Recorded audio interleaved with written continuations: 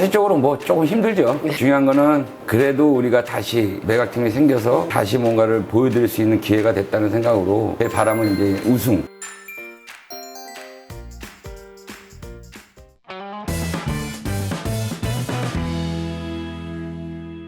네, 안녕하세요. 올해부터 한국가스공사 감독을 맡게 된 유도훈입니다. 반갑습니다.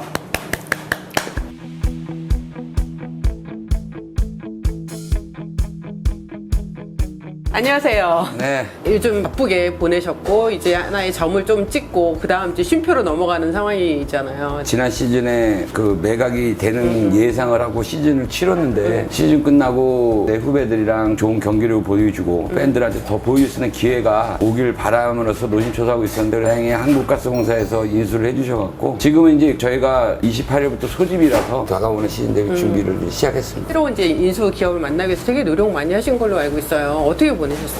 또 올해도 안타깝게 네. 5차전에서 져서 4강에서 그래서 사실 이게 6월 9일 날 협약식이 했지 않습니까? 그 KBL하고 네네. 대구에서 네. 그 얼마 전까지만 해도 되게 그 KBL은 비밀 유지 뭐 이런 것 때문에 몇 팀이 있다고만 듣기만 했고 노심초사하고서 이제 기다리고 있었는데 한국가스공사라는 이야기가 점점 흘러나왔고 네. 그래서 그 잘 됐으면 하는 바람이다라만 생각했고 근데 또 선수단은 따로 내년 시즌을 준비하기 때문에 그렇죠. 내년 시즌을 위한 또 선수 구성에 대한 전체가 이제 회의를 통해서 트레이드도 좀 네. 중간에 생각했던 걸 단행을 했고 그러면서 지내면서 매각팀이 빨리 나오길 바라고만 지내고 있었습니다. 이전에는 그냥 그 다음 시즌을 준비하는 거라서 이렇게 뭔가 계획대로 갈 수가 있었지만 이번에는 이제 어떻게 보면 원소속팀이 없는 상황에서 준비를 하는 거잖아요. 되게 좀 힘들지 않았을까 싶었어요. 사실적으로 뭐 조금 힘들죠. 네. 힘들긴 한데 중요한 거는 그래도 우리가 다시 매각팀이 생겨서 다시 뭔가를 보여드릴 수 있는 기회가 됐다는 생각으로 여러 가지 서로 모자란 점이 있는데 그걸 하나하나 어떻게 맞춰서 전통 있는 팀, 한국 농구에서 도움을 줄 수 있는 팀, 그 다음에 이제 제 바람은 이제 우승,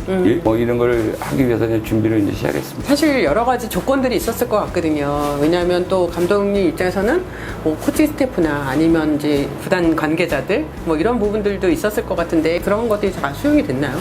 구단이 전체가 다 인수가 돼서 프론트까지 다 넘어가는 줄 알고 있었는데 네. 인수팀이 하고 매각을 하는 팀하고 또 KBL하고 노력들을 해주셨지만 안타깝게 전체가 다 프론트가 넘어가는 상황이 아니고 김성훈 사무국장이 네. 마지막으로 그쪽이랑 이제 협의를 하고 있는 중인데 그래도 저는 전자랜드에서 10몇 년을 같이 그러니까요. 가족같이 네. 지냈던 분들인데 프로농구라는 팀이 그 어느 한 사람으로서 운영되는 게 아니라 코칭 스태프도 있으면 선수도 있지만 지원 스태프 또 프론트에서 이 다 같이 어떤 한 방향으로 생각을 하고 일을 했기 때문에 최고의 성적은 못 냈지만 그래도 팬들한테 사랑받는 구단이었지 않았나 생각을 했는데 지금도 좀 되게 많이 안타깝고 죄송스럽고 고맙고 미안합니다. 네.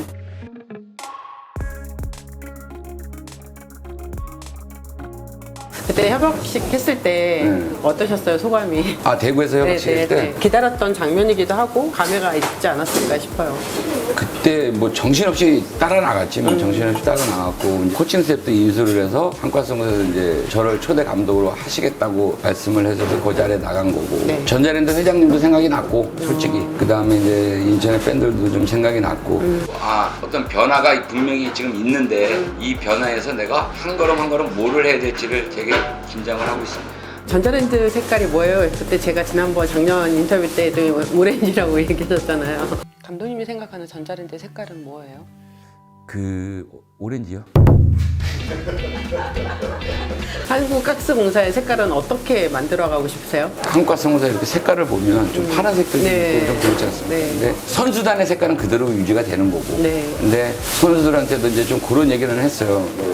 지금까지 뭐 앞으로도 내가 후배들 그다음에 내 이 자리에 있을 동안에 키우고 뭔가를 만들고 하는 것도 중요하다. 하지만 이제 그게 중요한 게 아니라 나는 이제 1등하는 게 중요하다. 네네. 그래서 수단과 방법을 가리지 않고 1등하는 방법이 있으면 구단에도 요청을 할 거고 노력하는 그 과정이 있었는데 결과는 못 보여주지 않았니? 네. 그럼 그 결과를 위해서는 계속 과정을 하면서 또 제가 미스하는 게 있으면 과정을 바꾸고 그러면서 이제 우승하기 위한 생각만 가지고 좀 준비를 해야 됐다.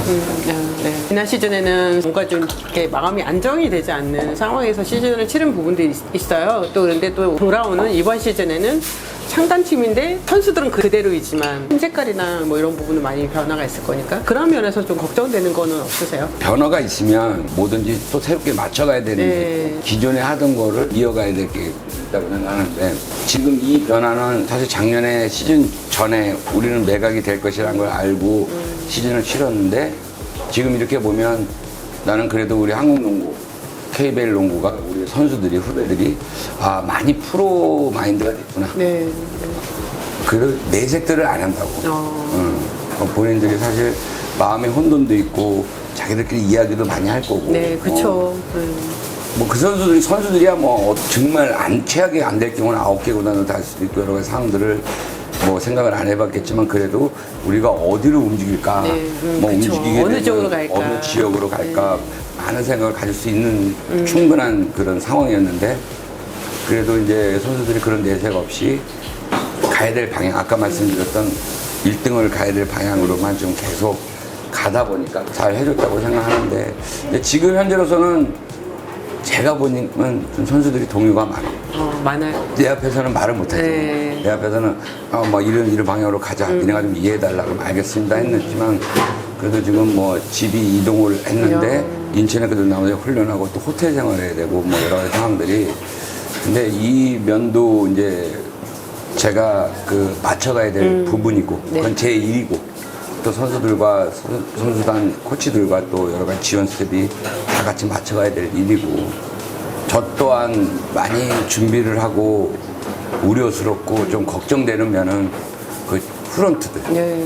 이 부분들이랑 어떻게 또 새로운 분들하고 어떻게 해 나가야 되는 건지 그것도 제가 좀 걱정이 됩니다. 그러니까요. 그래서 사실 우리가 뭔가 목표가 있는데 이 목표를 하기 위해서는 천천히 진행되는 것도 있겠지만 또 빨리 진행돼야 되는 것도 있고 또 정확히 진행돼야 되는 것도 있고 더 알면서 진행을 해야 되는 것도 있고요. 프로 구단을 운영하다 보면 많이 일어나는데 그걸 얼마만큼 서로 이해를 하고 알고 왜냐면 제가 이제 선수들한테 뭐 어떻게 가겠다고 얘기를 하거나 좀 이 작전을 얘기를 했을 때 그 선수들은 머리로만 들으면 그 플레이가 정확히 안 나온단 말이에요. 가슴으로 알고 그쵸. 자기가 이해를 하고 해줘야 되는데 근데 저도 거꾸로 회사 방침이 이런데 저는 여기에 지금 몸이 익숙해져 뭐 로마 가면 로마 법을 딸다시 좀 회사를 옮겼으면 여기서도 또 지원이 어떻게 오는 거나 어떤 상황이 이런 거를 저도 이제 몸으로 받고 이해를 하고 막 해야 되는데 그게 제가 얼마만큼 빨리빨리 이해가 되고 운영에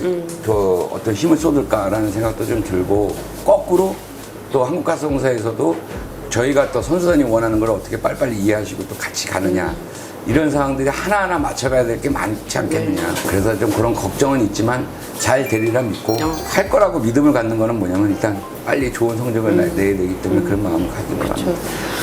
예, 이번에는 아까 말씀하신 것처럼 이제 리그가 재개되는 데가 많기 때문에 이제부터는 좋은 외국인 선수를 구하기가 영입하기가 완전히. 어렵다는. 예.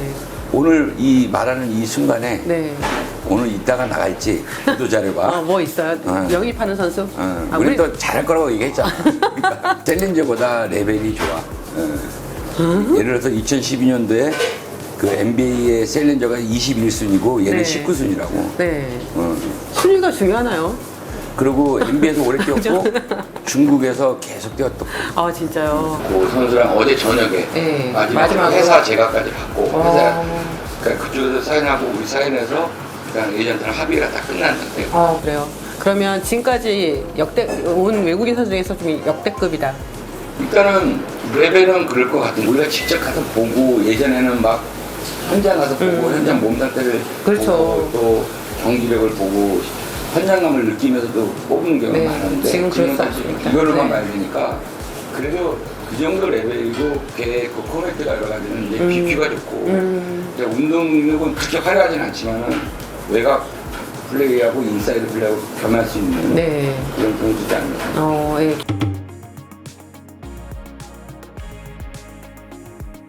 경기 얘기를 좀 해보면 어떤 전주 KCC와 플레이오프 5차전이 정규리그를 홈에서 치른 마지막 경기 좀 기억이 나시겠지만 그 5차전은 특히나 이제 챔프전 가는 어떤 중요한 경기였기 때문에 되게 아마 잊지 못한 부분일 것 같아요. 두고두고 어떠셨어요? 그 우리가 1차전은 좀 지고 그쵸. 3, 4차전은 완전히 홈에서 나가겠잖아. 네. 근데 이제 못하는데 초반에 잘 나갔다. 네. 그래서 이 분위기가 이어지는구나 했을 때 희한하게 우리가 공격도 잘해주니까 후리드로도 많이 얻었잖아요.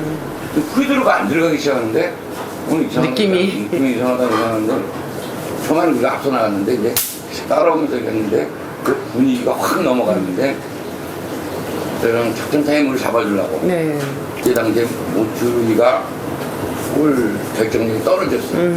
그래서 또 흥분이 되고 그런 거 보면 모추리도 어린 물론 이제 뭐 능력이 있는 거지만 어떤 그런 상황에서 어떤 이 위기를 어떻게 파울을 얻어야 극복을 해야 되는데 그냥 갖다 넣는다는 생각만 하고 급해지니까 결국은 내 책임이지 뭐. 결국은 KCC보다는 우리가 좀 더 어떤 기량보다는 좀 그 분위기로 가는 팀이었는데 그걸 뭐 멈추게 하는 게 보니까 역시 창진이 형이 감독에게 어떤 경력도 많으시고 그런 분위기를 바꾸는 멤버하고 그런 것도 좀 그렇게 좀 리뷰를 해보고 네. 복귀를 해보면 그런 생각이 좀 들었고 거기에 단 또 이재명이나 그 베테랑 그런 애들이 또 그 흐름을 라틀리프도 베테랑이지 네, 사실. 네, 그쵸. 그런 상황들이 그 단기전 그 중요한 순간에는 그 힘이 발휘된 게 아닌가 생각해요. 근데 어쩌다 끝나고 약간 울먹이셨어요. 예. 참 뭔가 그게 딱 느껴지신 거죠. 그쵸. 이게 전자랜드 이걸로 마지막 경기였고, 그러니까 우리는 그게 마지막이 아니길 바라면서 계속 뭔가를 이루려고 가는 상황에서 진짜 마지막이었잖아요.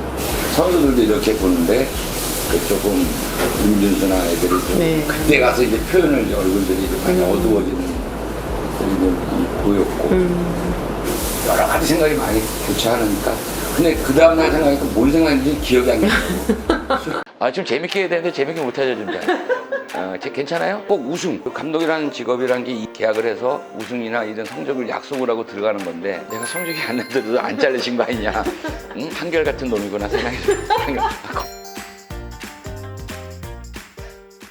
이영미의 셀픽쇼 좋아요, 구독, 알림 설정 부탁합니다.